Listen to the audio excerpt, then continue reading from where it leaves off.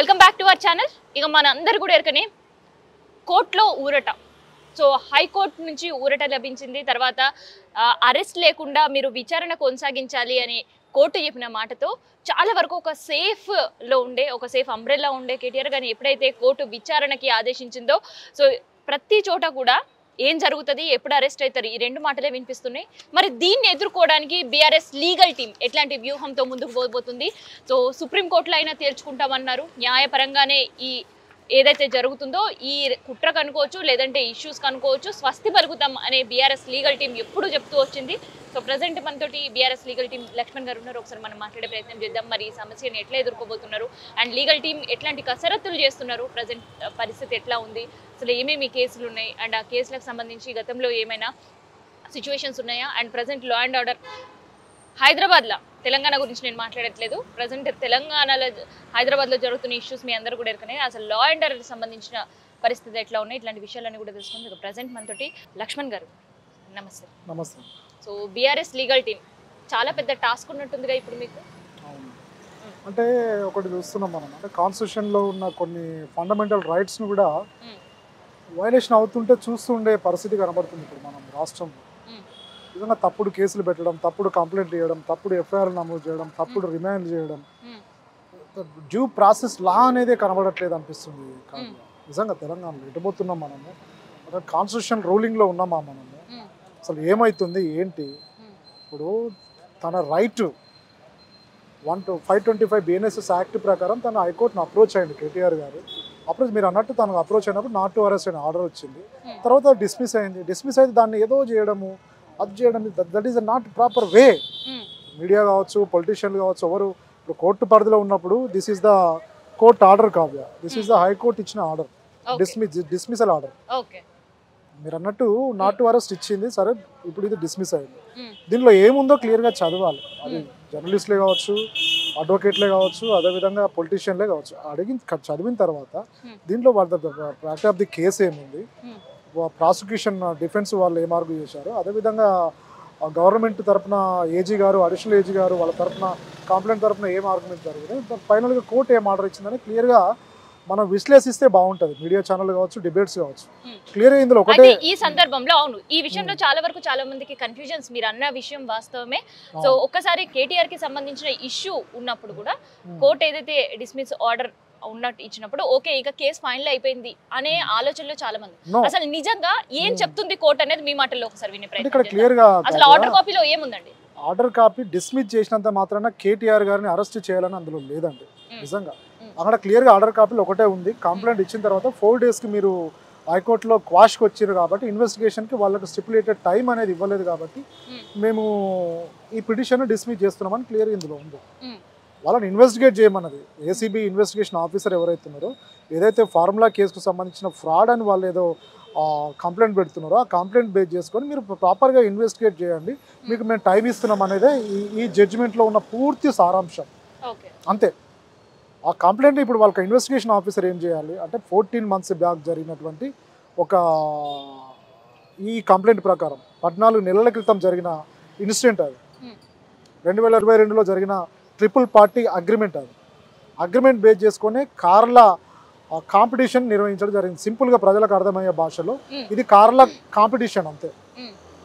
పెట్రోల్ని, diesel వాహనాలను తగ్గించడానికి, pollution తగ్గించడానికి, పొగ వాతావరణంలో ఉన్న వాతావరణాన్ని కలుషితం అవుతుంది పొగ వల్ల, ధరలు పెరగడం వల్ల ప్రజలు నష్టపోతున్నారు, చాలామంది ఆర్థిక భారం అవుతుంది. కాబట్టి ఎలక్ట్రిక్ వెహికల్ని వాడితే వినియోగదారులు ప్రమోషన్, ఎలక్ట్రిక్ వెహికల్ల ప్రమోషనే కార్ల కాంపిటీషన్. సింపుల్గా చెప్పాలంటే దాన్ని కేటీఆర్ గారు ఇంటర్నేషనల్ ఏజెన్సీస్ తోటి, ఇంటర్నేషనల్ కంపెనీస్ తోటి, ప్రపంచ దేశాలు ఇంతకుముందు పోటీ పడ్డ ప్రపంచ దేశాలను ఒప్పించి హైదరాబాద్కి తీసుకురావడం, నానా ఇబ్బందులు పడి తీసుకొచ్చిన IT minister. This is a great IT minister in Telangana and India also. అయితే కోర్టు ఈ విషయంలో ఏమన్నది అంటే, ఏదైతే ప్రభుత్వం తరపు నుంచి ఒక ఎఫ్ఐఆర్ నమోదైంది, అదేంటిది 55 కోట్లకు సంబంధించిన ఒక ఫ్రాడ్ జరిగింది అని. సో ఆ విషయం ఏమైనా ప్రస్తావించిందా కోర్టు? అసలు కోర్టు ఏం చెప్పింది? అంటే ఇక్కడ క్లియర్ గా ప్రభుత్వం తరఫున న్యాయమూర్తికి ఏం చెప్పింది, అండ్ ఇటు మీ బీఆర్ఎస్ లీగల్ టీం కూడా దీనిపైన గట్టిగానే కొట్లాడిరు కాబట్టి మీరు స్టే తెచ్చుకోగలిగారు గతంలో. సో ఏం చెప్పింది? అంటే క్లియర్ ఇక్కడ వాళ్ళ ప్రాసిక్యూషన్ తరఫున వాళ్ళు క్లియర్ గా వాళ్ళ వాదనలో అన్ని మనం పరిగణలోకి తీసుకున్నట్టు అన్ని విన్న తర్వాత మాకు FIR is not a encyclopaedia అని వాళ్ళ తరఫున అడ్వకేట్లు చెప్పడం జరిగింది. ఎన్సైక్లోపీడియా మీన్స్ అన్ని ఎఫ్ఐఆర్లో ఉండవు అనేది, అన్ని కంప్లైంట్లో ఉండవు అనేది వాళ్ళ వాదన. ఇప్పుడు మా వాదన ఏంటంటే నిజంగా కేటీఆర్ గారు నిజంగా ఫండ్స్ని మిస్అప్రూవ్ చేసినట్టయితే, నిజంగా ఫార్ములా ఈ కోర్స్ని తన సొంత అవసరాలకు వాడుకున్నట్టయితే ఆ ఫిర్యాదులో పేర్కొనాలి కదా, ఫిర్యాదులో రాయాలి కదా కేటీఆర్ గారు ఏ విధంగా చీట్ చేశారు, ఏ విధంగా మిస్అప్రూవ్ చేశాడు, ఏ విధంగా పర్సనల్గా ఏమైనా అమౌంట్ తనకు వాడుకున్నాడు, what is the documents evidence proper కంప్లైంట్లో పెట్టాలి. ఆ పెట్టిన తర్వాతనే దాని మీద ఇన్వెస్టిగేషన్ జరుగుతుంది. దానిలో అరెస్ట్ చేయాలా, నోటీసులు ఇవ్వాలా, లేదంటే బేసింగ్ ఆన్ ద ఇన్వెస్టిగేషన్ కేసును క్లోజ్ చేయాలా అనేది ఇన్వెస్టిగేషన్ ఆఫీసర్ యొక్క డ్యూటీ. అది అలా క్లియర్గా జడ్జి గారు ఒకటే చెప్పడం జరిగింది. కంప్లైంట్ ఇచ్చిన తర్వాత 4 రోజులకి మీరు హైకోర్టుకు వచ్చారు కాబట్టి ఇన్వెస్టిగేషన్కి టైం లేదు కాబట్టి ఇన్వెస్టిగేషన్కి టైం ఇస్తున్నామని చెప్పి క్లోజ్ చేయడం జరిగింది. దిస్ ఈజ్ ద సింపుల్, అంటే అందరికి అర్థమయ్యే భాషలో ఇది సింపుల్ లీగల్ ఆస్పెక్ట్లో నేను చెప్తున్నాను ఈ ఛానల్ ద్వారా. అయితే ఇప్పటి వరకు అయితే మీరు చెప్పినది కూడా అర్థమై ఉంటుంది. అండ్ ఇంకొకటి వాట్ నెక్స్ట్ మరేంటి? ఇప్పుడు హైకోర్టులో ఏం సమాధానం వచ్చిందో ఎరకనే ఇప్పుడు చెప్పిరో ఓకే, మరి ఏంటి తదుపరి ఏంటి? సుప్రీంకోర్టుకు వెళ్ళబోతున్నారా? అంటే ఇక్కడ క్లియర్గా కాగా కేటీఆర్ గారు మొదటి నుంచి చెప్తూనే ఉన్నారు, ఏసీబీకి నేను సపోర్ట్ చేస్తాను, ఇన్వెస్టిగేషన్కి నేను సపోర్ట్ చేస్తాను, కానీ లీగల్ టర్మినాలజీ నాకు అర్థం కాదు కాబట్టి అడ్వకేట్ సపోర్ట్ నాకు అవసరమని ఆయన అడుగుతున్నాడు. ఈరోజు లంచ్ మోషన్ హైకోర్టులో మూవ్ చేయడం జరిగింది. కోర్టు ఏమి ఇస్తే దాని ప్రకారం మేము ఫర్దర్గా మూవ్ చేస్తాం. అదేవిధంగా జడ్జిమెంట్లో మేము స్టడీ చేసిన తర్వాత ఈ జడ్జిమెంట్ కూడా ఫర్దర్గా సుప్రీంకోర్టులో ఛాలెంజ్ చేసే అవకాశం ఉంది. ఎందుకంటే ఇన్సిడెంట్ జరిగిన 14 నెలల తర్వాత ల్యాప్స్ ఆఫ్ ద టైం, అంత టైం తర్వాత కంప్లైంట్ ఇవ్వాల్సిన అవసరం ఏముంది? నిజంగా కేటీఆర్ గారు నిజంగా ఆ ఫండ్స్ని మిస్అప్రోప్రియేట్ చేసినట్టయితే ఏజెన్సీస్ కావచ్చు, నిజంగా మిగతా అక్యూలు కావచ్చు, ఈ ఈవెంట్ కార్ రేస్ కోసం వాళ్ళ సొంత అవసరాలకు వాడుకున్నట్టయితే ఆ 14 నెలల ముందు ఎందుకు కంప్లైంట్ చేయలేదు? ప్రభుత్వం వచ్చిన వెంటనే ఎందుకు కంప్లైంట్ చేయలేదు? ఇన్వెస్టిగేషన్కి టైం లేదన్నప్పుడు మిగతా ఆ 14 నెలల టైం అనేది కూడా కోర్టు పరిగణలోకి తీసుకోవాలి కదా. ఇవన్నీ మేము సుప్రీంకోర్టులో ప్రస్తావించే అవకాశం ఉంటుంది. అయితే సుప్రీంకోర్టులో మీరు వేసే కంటే ముందే ఇంకొక అపీల్ కూడా చేసిర్రు ఇక్కడ నుంచి ప్రభుత్వం నుంచి అన్నారు, అది వాస్తవమేనండి? అంటే వాళ్ళు కేవేట్ వేసిండ్రు అనేది తెలుస్తుంది కాగా, కేవేట్ వేసినంత మాత్రాన్ని ఇక్కడ క్లియర్గా ఇప్పుడు మేము హైకోర్టులో అనేది ఏంటి అనేది ఒక్కసారి జనరల్ గా అర్థమయ్యే టర్మినాలజీలో ఒకసారి సింపుల్గా కాగా కేవేట్ అనేది ఇక్కడ ఇప్పుడు కేటీఆర్ గారికి వేసిన క్వాష్ పిటిషన్ని హైకోర్టులో తెలంగాణ హైకోర్టు డిస్మిస్ చేయడం జరిగింది. దీని తర్వాత అప్పీల్ చేసే రైట్ కేటీఆర్ గారికి ఉన్నది, అది కోర్టు ఇచ్చిన ఇవ్వకుండా that is the legal right of the KTR. Appeal చేసుకునే క్రమంలో మాకు నోటీస్ ఇవ్వకుండా ఏమైనా ఆర్డర్ ఇస్తారేమో అని చెప్పి వాళ్ళు ముందస్తుగానే కేవీఆర్ పిటిషన్ ఫైల్ చేస్తే వాళ్ళకి నోటీస్ ఇవ్వకుండా ఆర్గ్యుమెంట్ వినడానికి కోర్టుకు కానీ నోటీస్ ఇవ్వకుండా మేము కోర్టును రిక్వెస్ట్ చేయడానికి మాకు కానీ రైట్స్ ఉండవు. That is the KVR meaning. అదే మేము కోర్టులో కేసు ఫైల్ చేసినప్పుడు వాళ్ళకి నోటీస్ ఇవ్వాలి, నోటీస్ ఇచ్చిన తర్వాత దానిలో కోర్టు ఆర్గ్యుమెంట్స్ వినడం జరుగుతుంది. అందుకే వాళ్ళు కేవీఆర్ వేయడం జరిగింది. ఇక్కడ సింపుల్గా నేను చెప్పాలంటే ఏ కేసు అయినా అప్పీల్ వేసే ముందు, అప్పీల్ వేయకముందు అయినా హైకోర్టులో కానీ సుప్రీంకోర్టులో కానీ జనరల్గా మనం ఫైల్ చేసిన తర్వాత గవర్నమెంట్ తరపున ఉన్న ఏజీ కావచ్చు, అడిషనల్ ఏజీ కావచ్చు, పీపీ గారికి కావచ్చు కంపల్సరీ మేము నోటీస్ ఇస్తాం. నోటీస్ ఇవ్వకుండా కోర్టు ఆర్గ్యుమెంట్ వినడం అనేది అప్పీల్లో జరగదు. జరుగుతుందేమో అనే మందస్తుగా వాళ్ళు కేవీఆర్ వేయడం జరిగింది, అంతే. That is the meaning of KVR. So ఒకవైపు ఏసీబీకి సంబంధించిన ఇష్యూస్లోనే ఉన్నారు, ఇక్కడ హైకోర్టు కాకుండా సుప్రీంకోర్టులో అయినా మేము లీగల్గా ఖచ్చితంగా ఒక యుద్ధం చేస్తామని యుద్ధానికి సిద్ధంగా. సో ఈ లోపు మళ్ళీ ఈడీ కేసు. సరే ఏంటి ఒక కేసు మీద ఒక కేసు ఎట్లా లీడ్ చేయబోతున్నారు ఇష్యూస్? అంటే ఇక్కడ చాలా వరకు మనం ఒకటి గమనించినట్టయితే కాగా క్లియర్గా కేటీఆర్ గారు రేస్ కోర్సు నిర్వహించడం ట్రిపుల్ పార్టీ అగ్రిమెంట్ బేస్ చేసుకుని జరిగింది కాబట్టి నేను తప్పు చేయలేదనే కోణంలోనే లీగల్గా ఫైట్ చేస్తున్నారు. నిజంగా తప్పు చేసిన వ్యక్తి అయితే ఇలా లీగల్గా ఫైట్ చేయరు. నాకు తెలిసి వాళ్ళు కూడా గవర్నమెంట్ పర్మిషన్ తీసుకోరు.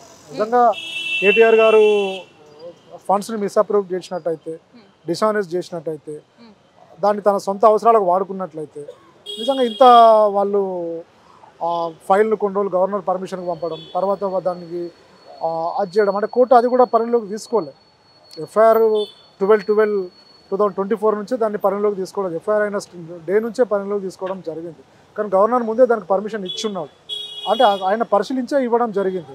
దాన్ని కూడా పరిగణలోకి తీసుకోవాలని మేము సుప్రీంకోర్టులో ప్రస్తావించే అవకాశం ఉంటుంది. సో ఈడీని ఎట్లా ఎదుర్కోబోతున్నారు మళ్ళీ? ఎందుకంటే మొన్న లాస్ట్ టైం చూసినప్పుడే ఏసీబీ విచారణకి వెళ్ళినప్పుడు అక్కడ ఒక హై డ్రామా చూసినాం.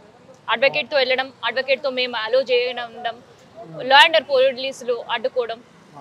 సో మరి అసలు ఏంటి అంటే ఇక్కడ ఈడీ అనే కేసు కూడా ఇక్కడ బేసింగ్ అంతా ఏజీబీ కేసు బేస్ చేసుకొని ఈడీ ఇన్వెస్టిగేషన్ అనేది జరుగుతుంటుంది. ఇక్కడ ఫండ్స్కి సంబంధించి పిఎంఎల్ఏకి సంబంధించి ప్రివెన్షన్ ఆఫ్ మనీ లాండరింగ్కి సంబంధించి ఏమన్నా ఫండ్స్ని వీళ్ళు సొంత అవసరాలకు వాడుకున్నారా లేదా అనేది ఈడీ ఇన్వెస్టిగేషన్లో వాళ్ళు డాక్యుమెంటరీ ఎవిడెన్స్ కావచ్చు, ఎంక్వైరీ కావచ్చు చేయడం జరుగుతుంది. నిజంగా అక్కడ ఈ అగ్రిమెంట్ బేస్ చేసుకునే ఆన్లైన్ ద్వారా మాత్రమే బ్యాంకుల నేషనల్ ఇంటర్నేషనల్ బ్యాంకుల ద్వారా మాత్రమే జరిగిన ట్రాన్సాక్షన్. అది నిజంగా అక్కడ ప్రివెన్షన్ అనేది కరప్షన్ అనేది ఎక్కడ జరిగినట్టు ఆధారాలు లేవు. నిజంగా ఈడీ ఏ కోణంలో దర్యాప్తు చేస్తుంది అనేది మనం చూడాలి. దానికి కూడా కేటీఆర్ గారు సపోర్ట్ చేస్తారు, ఇన్వెస్టిగేషన్కి సపోర్ట్ చేస్తారు. నిజంగా రిలవెంట్ డాక్యుమెంట్స్ని కూడా తను ఫ్రాడ్ చేయలేదు అనడానికి తన దగ్గర ఉన్న డాక్యుమెంట్స్ కూడా ఈడీకి సబ్మిట్ చేసే అవకాశం ఉంది. సో రేపు కూడా బీఆర్ఎస్ లీగల్ టీమ్ ఉండబోతుందా? 100%. ఈరోజు హైకోర్టులో లంచ్ మోషన్ మూవ్ చేశాము. అడ్వకేట్ ప్రెజెన్సీ మాకు ఇవ్వండి, వీ హ్యావ్ ఎ రైట్, మాకు రైట్ ఉన్నది కాబట్టి ఆ రైట్ ప్రకారం మీరు అడ్వకేట్ ప్రెజెన్సీలోనే మమ్మల్ని విచారించే దానికి అవకాశం కల్పించడానికి హైకోర్టు ఈరోజు మూవ్ చేశాము. మోస్ట్ ప్రాబబ్లీ ఈరోజు కానీ రేపు కానీ ఆర్డర్ రావచ్చు. అయితే ఇక్కడ ప్రతి నిమిషం కూడా అంటే ఎప్పుడైతే కోర్టు డిస్మిస్ చేయడం జరిగిందో ప్రతి నిమిషం కూడా ఒక టెన్షన్. సో రేపు ఏసీబీ విచారణకి వెళ్ళినా లేదంటే తర్వాత ఈడీ విచారణకి వెళ్ళినా అక్కడ నుంచి కేటీఆర్ తిరిగి రాడు అనేది చాలా గుప్పం అనిపిస్తున్న వార్తలు. అందులో కొంతమంది ఇబ్బంది పడే పరిస్థితులు కావచ్చు, ఒక టెన్షన్ వాతావరణం నెలకొంది. ఏం చెప్తారు మీరు? మంచి క్వశ్చన్ కావాలి. క్లియర్గా నేను ఒకటే చెప్తున్నా, ఇక్కడ ఇన్వెస్టిగేషన్ ప్రాపర్గా జరగలేదు, ఇన్వెస్టిగేషన్ మేము చేయలేదు అని వాళ్ళ తరపున ఏజీ గారు అదే వాదాలు వినిపించారు, అడిషనల్ ఏజీ తరపున ఉన్న అడ్వకేట్ కూడా అదే వాదాలు వినిపించారు, కంప్లైంట్ తరపున ఉన్న కౌన్సిల్ కూడా అదే వాదాలు వినిపించారు. నిజంగా ఇన్వెస్టిగేషన్ జరగనప్పుడు అరెస్ట్ ఏ బేస్ మీద మీరు చేస్తారు? కేసు ఇన్వెస్టిగేషన్ చేయనప్పుడు జస్ట్ మొన్ననే కంప్లైంట్ ఇచ్చారు, హైకోర్టు కూడా జస్ట్ 2 days బ్యాక్ డిస్మిస్ చేసినప్పుడు ఇంత ఇమీడియట్గా అరెస్ట్ చేస్తే దట్ ఈస్ ఇల్లీగల్. ఇన్వెస్టిగేషనే మీరు చేయనప్పుడు అరెస్ట్ అనేది ఎక్కడ ఉంటుంది? కోర్టు ఇన్వెస్టిగేషన్కి అవకాశం మాత్రమే ఇచ్చిందండి. ఇన్వెస్టిగేషన్ చేసిన తర్వాత నిజంగా కేటీఆర్ గారు చేశారా లేదా అలా రెండు ఉంటాయి ఇందులో. నిజంగా కేటీఆర్ గారు చేసినట్టు వాళ్ళు డాక్యుమెంట్ షో చేసినట్టయితే అరెస్ట్ చేయవచ్చు. నిజంగా డాక్యుమెంట్ను కలెక్ట్ చేయనప్పుడు కేసును క్లోజ్ చేసి ల్యాక్ ఆఫ్ ఎవిడెన్స్ కింద కోర్టులో ఫైల్ చేయవచ్చు.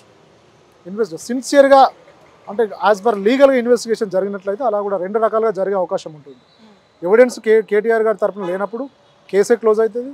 నిజంగా ఎవిడెన్స్ను వాళ్ళు కేటీఆర్ గారు ఫండ్స్ని మిస్అప్రోప్రియేట్ చేసినప్పుడు సొంత సెల్ఫ్గా తన అవసరాలకు వాడుకున్నట్టు డాక్యుమెంట్స్ మాత్రమే వాళ్ళు ప్రొడ్యూస్ చేసినప్పుడు అరెస్ట్ చేసే అవకాశం ఉంటుంది. నిజంగా అది ఇల్లీగలా లీగలా అనేది అప్పుడు మేము కోర్టులో డిఫెండ్ చేసే అవకాశం ఉంటుంది. సో అన్నిటికీ సంసిద్ధంగా ఉన్నదా లీగల్ టీమ్? కేటీఆర్ గారు ఎక్కడ కూడా డాక్యుమెంట్ పరంగా కావచ్చు, కంప్లైంట్ పరంగా కావచ్చు, వాళ్ళు ఇచ్చిన కంప్లైంట్లో ఇంగ్రీడియంట్స్ కావచ్చు, ఎక్కడ కూడా కేటీఆర్ గారు ఫార్ములా ఈ కోర్సును తన సొంత అవసరాలకు హైదరాబాద్ ఇమేజ్ కోసం, స్టేట్ ఇమేజ్ కోసం, నేషన్ ఇమేజ్ కోసం మాత్రమే ఇక్కడ నిర్వహించడం జరిగింది తప్ప అగ్రిమెంట్ బేస్ చేసుకునే కార్ల కాంపిటీషన్ పెట్టడం జరిగింది తప్ప మిగతా ఏ దురుద్దేశపూర్వకంగా కేటీఆర్ గారు ఆ రేస్ కోర్సు నిర్వహించలేదు అనడానికి తన దగ్గర ఆధారాలు ఉన్నాయి కాబట్టి తన క్లియర్గా ఈ కేసు నుంచి తన బయటపడే అవకాశం ఉంటుంది. అయితే లాస్ట్ క్వశ్చన్, అయితే ఈ లాస్ట్ క్వశ్చన్ నేను ఎందుకు అడుగుతున్నా అంటే మీరు ఫస్ట్ చెప్పిన సమాధానంతో ఈ లాస్ట్ క్వశ్చన్ నేను మిమ్మల్ని అడగాల్సి వస్తుంది. అసలు కాన్స్టిట్యూషన్ ఇచ్చిన రైట్స్ ప్రకారం జరగట్లేదు, ఇల్లీగల్గా కేసులు పెడుతున్నారు, ఆ అవసరం లేకుండా వాళ్ళని రిమాండ్లకు పంపుతున్నారు అని ఒక మాట అన్నారు. సో మరి దానికి సంబంధించి గవర్నమెంట్ కూడా ఒక కసరత్తు చేస్తుంది, కాన్స్టిట్యూషన్ ప్రకారమే అంత జరిగేటట్టు ఒక టీమ్ ని సెటప్ చేయాలని. సో దాని విషయంలో ఏమంటారు? మంచి క్వశ్చన్. నిజంగా అది ఆ విధంగా గవర్నమెంట్ కాన్స్టిట్యూషన్ ప్రొటెక్షన్ కోసం కమిటీ పెడితే మేము అందరం మా బీఆర్ఎస్ పార్టీ కాదు ఎవరైనా దాన్ని సపోర్ట్ చేస్తారు. నిజంగా అలా గవర్నమెంట్ చేసినప్పుడు హ్యాట్సప్ చెప్తాం మేము ప్రభుత్వానికి. కానీ ఇక్కడ జరగాల్సింది అంటే ప్రభుత్వం చేయాల్సింది మాలాంటి అడ్వకేట్సా, సీనియర్ అడ్వకేట్సా, సోషలిస్టులు, జర్నలిస్టులు అందరిని ఇన్వాల్వ్ చేసి 1 yearలో కాన్స్టిట్యూషన్ వైలేషన్ ఏ విధంగా అయింది, ఏ విధంగా కేసులు అయినాయి, ఫాల్స్ ఎఫ్ఐఆర్లు బుక్ చేస్తున్నారు, ఫాల్స్ కంప్లైంట్ ఇస్తున్నారు, అంటే ఇన్వెస్టిగేషన్ చేయకుండానే అరెస్ట్ చేస్తున్నారు, సాక్షులను విచారించకుండానే అరెస్ట్ చేస్తున్నారు. ఎంత అంటే కాన్స్టిట్యూషన్ వైలేషన్ గవర్నమెంట్లో ఉన్న ఇన్వెస్టిగేషన్ అధికారులే చేస్తున్నారండి. నిజంగా వాళ్ళ మీద నిజంగా ఇలాంటి కమిటీ పెడితే వాళ్ళ మీద యాక్షన్ తీసుకోగలుగుతుందా? ఆ కమిటీ తీసుకునే రైట్స్ ఆ కమిటీలో ఉన్న చైర్మన్ కావచ్చు, వైస్ చైర్మన్లకు ఇస్తారా? నిజంగా ఇవ్వాల్సిందే.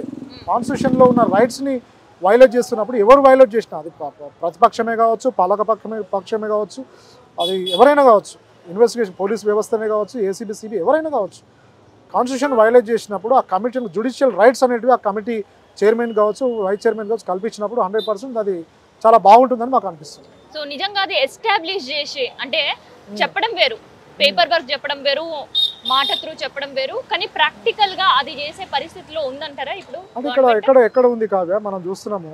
మేము చాలా ఇప్పుడు మా కొనతం దిలీప్ గారి గౌతమ్ గౌడ్ కేసు కావచ్చు, విజయరెడ్డి కేసు కావచ్చు, సరిత యాదవ్ కేసు, జర్నలిస్టుల కేసులు కావచ్చు, చాలా మందిని అరే కొండంగల్కి వెళ్ళి రైతుల సమస్య కోసం ప్రశ్నిస్తుంటే జర్నలిస్టులను అరెస్ట్ చేస్తున్నారు.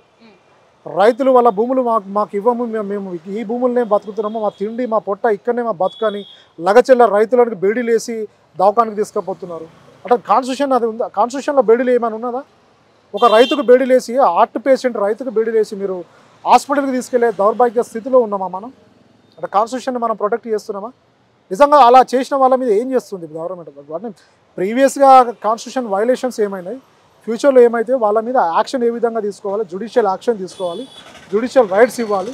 ఇచ్చినప్పుడు నిజంగా చాలా బాగుంటుంది, ఇలాంటివి జరగకుండా ఉంటుంది. దానికి అది పొలిటికల్గా ఎలాంటి ఎవరి ప్రభావితం కాకుండా ఉన్న బాడీ అయితే చాలా బాగుంటుందని ఆలోచన. ఏదేమైనా కానీ లీగల్ టీం మాత్రం ఒక యాక్షన్ ప్లాన్ తోటి ముందుకు పోతుంది. సో ఇవాళ తీసుకోబోయే కోర్టు నిర్ణయం పైనే తదుపరి BRS party legal team action plan కూడా ఉండబోతుంది. అయితే ప్లాన్ ఏ, ప్లాన్ బి అట్లా వాళ్ళు ఒక ప్లాన్ అయితే క్రియేట్ చేసుకున్నారు. సో ఎట్టి పరిస్థితిలో కేటీఆర్ ఇష్యూలో మాత్రం వెనక్కి తగ్గేది లేదంటుంది బీఆర్ఎస్ లీగల్ టీమ్. సో మనం కూడా చూద్దాం జడ్జిమెంట్ ఎట్లా ఉండబోతుంది అనేది.